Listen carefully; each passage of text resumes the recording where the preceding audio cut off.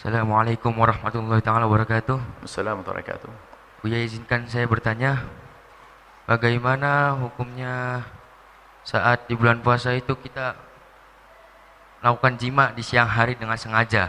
Mohon maaf ya. Apa? Jima atau menghamili istri saat puasa, saat bulan puasa di siang hari.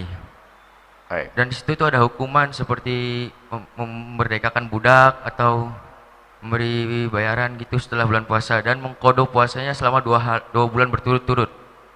Dan apabila sebelum kita melaksanakannya kita meninggal dunia, apakah kita dihitung dosa atau tidak, Buya? Syukran jazakumullah, Buya. Wassalamualaikum warahmatullahi taala wabarakatuh. Assalamualaikum warahmatullahi wabarakatuh.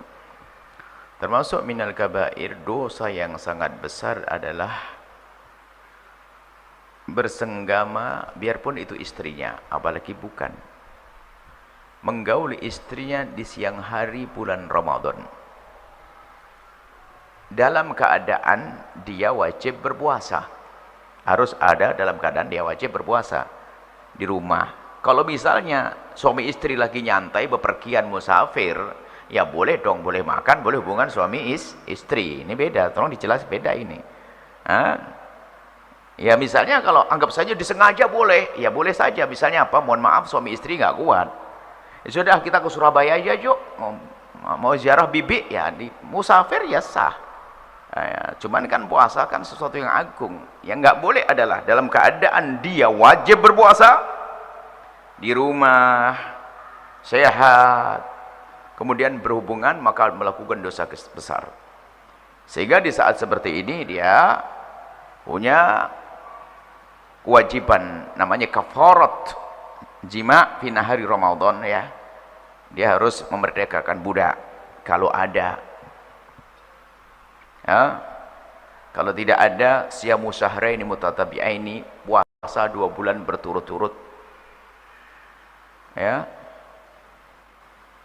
Kalau ternyata nggak mampu, memberi makan 60 orang.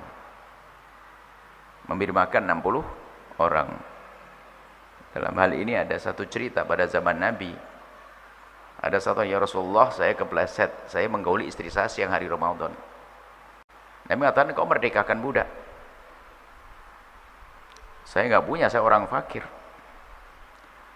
Kalau begitu ya puasa 2 bulan. Waduh Rasulullah, sebulan aja saya kebobolan begini. Ya udah kalau begitu mau ngasih makan 60 orang. 60 orang, mana punya duit, saya fakir. Ini orang fakir nekat ini. Ya sudah kalau begitu, ini Nabi memberikan sesuatu. Berikan ini kepada orang yang fakir. Ya Rasulullah, nggak ada orang lebih fakir dari saya. Oh ini kan. Ini ruwet ini orang. Sudah begitu. Akhirnya apa, ya sudah buat kamu sendiri. Ya sudah kamu makan buat kamu, sudah fakir. Tolong jangan diulangi lagi. Cuman para fuqaha mengatakan bahwasanya dalam tanggungannya. Ini pertanyaan di situ. Kalau dalam kisah itu nggak ada terusannya, tapi ulama yang menjelaskan bahwa kalau seseorang itu menjadi tanggungannya. Kalau dia nggak bisa merdekakan budak, kemudian puasa pun nggak mampu karena tiba-tiba sakit dan sebagainya, kan nggak mampu puasa kalau sakit. Maka tinggal yang terakhir adalah memberi makan 60 fakir miskin. Setiap satu fakir miskin 1 mud atau segenggam 6,7 on kali 60. Lah kok dia meninggal dunia, maka ini adalah punya utang kepada Allah. Sehingga ingat, pembagian waris masih ingat. Warisan itu akan dibagi kalau sudah diberesin 5 hal. Yang pertama utang kepada Allah, 2 utang pada manusia, ketiga bab zakat, 4 wasiat, 5 pengurusan jenazah. Setelah itu baru dibagi waris. Nah, contoh dalam hal ini dia masih utang kepada Allah, ahli warisnya dilarang membagi warisnya kecuali dipotong untuk bayar utangnya kepada Allah, kafarah. Tapi ini 60 diambilkan dari harta warisnya. Seperti itu. Jadi diambilkan dari harta warisnya. Termasuk hutang pada Allah adalah wajib haji, hutang pada Allah kafarah. Itu adalah hutang pada Allah. Hutang pada manusia dahulukan sebelum dibagi warisnya. Jadi diambilkan dari peninggalannya kalau memang ada. Kalau nggak punya, Allah Maha Pengampun. Ya, sudah. Kalau nggak punya mau gimana nih? Yang nggak boleh adalah orang punya masih saja pelit, dia tidak membayar, ya itu dosa. Dan yang jelas dia dosa itu termasuk tobatnya istighfar. Hati-hati, jangan sampai menggauli istrinya di siang hari bulan Ramadan. Dan jangan main-main kehormatan Ramadan. Akhlak tuh ada ini helah.